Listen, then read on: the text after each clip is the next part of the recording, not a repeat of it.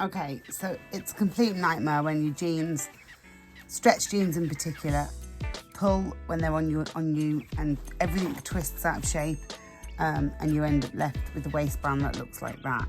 So frustrating, especially as they're stretched and there's plenty of room in them. It just, the button needs to sit here rather than pulled right over there. So quick fix, obviously we could tighten the buttonhole, but then we'd struggle to actually get the button undone. So rather than do that, what we're going to do is we're going to attach some elastic here, and we're going to attach another button here so that we can do it up inside and outside.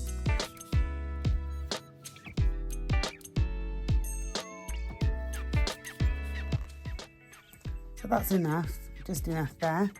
And then we're going to take some elastic